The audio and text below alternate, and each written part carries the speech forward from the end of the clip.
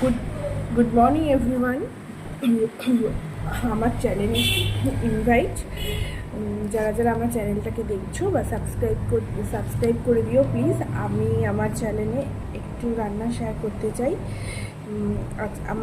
আজ আমার first video আমার এই ইউটিউব চ্যানেলে, তো প্লিজ আমার যারা যারা ফ্রেন্ডস আছে তারা আমার চ্যানেলটাকে সাবস্ক্রাইব করে দিও অ্যান্ড আমার পাশে থেকো, সাপোর্ট করো প্লিজ প্লিজ। তোমাদের কাছে আমার একটাই অনুরোধ যে অন্তত আমাকে একটুখানি সুযোগ করে দিও, পাশে থেকো বলতে একটু এনকারেজ করো। ভুল ঠিক নিয়েই সব কিছু, ভুল তো হবেই, ভুল হলেও তোমরা একটু ঠিকঠাক করে মানিয়ে নিও।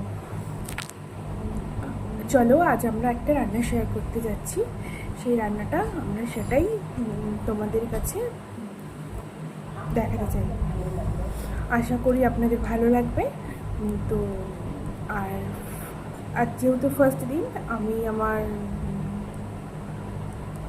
ফার্স্ট দিনে কী করে ইন্ট্রোডাকশান করবো সেটা বুঝে উঠতে পারছি না। তো বেশি দেরি না করে চলো আমরা রান্নাটা শুরু করি।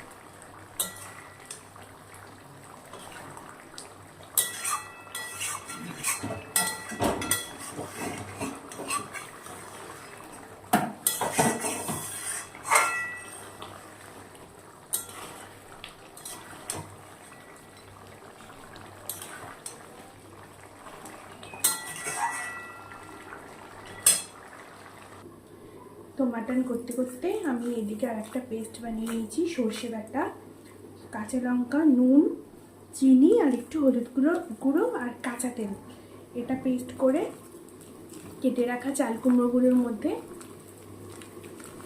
এটা ভিতরে মাখাবো, মাখিয়ে তারপরে চাল কুমড়োটা সর্ষের তেলে ভাজা করব। দেখুন এইভাবে চাল কুমড়োটা কেটে নেওয়া হয়েছে, পুরোটা কাটা হয়নি, মানে এরকম গোল করে কেটে এটাকে মাঝখান থেকে হাফ কাটা হয়েছে। এই রান্নাটা আমি আমার মায়ের থেকে দেখে শিখেছি, যদিও মা হাতে করে আমাকে শেখায়নি, আমি দেখে দেখেই এটা করতে পারি। মায়ের মতন অতটা ভালো না হলেও চেষ্টা করছি করার। কীভাবেই আটকে দেবো, একটা একটা করে রেডি করে নিই এইভাবে। তো এইভাবে আমার রেডি হয়ে গেছে চাল কুমড়োটা। তো এবার এটা আমরা ভাজবো। আর আগে যেটা বলা হয়নি, ওরকমভাবে কেটে 1 ঘন্টা নুন জলে আমি চাল কুমড়োটা ভিজিয়ে রেখেছিলাম, যাতে চাল কুমড়োটা নরম হয়ে থাকে, তাহলে অতটা সেদ্ধ করতে অতটা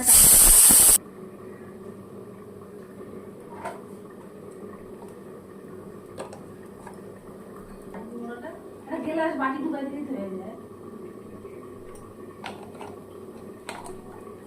সরাবো পায়ের কাছ থেকে, ভুল আমি ভরবো না, ইয়ে করবো।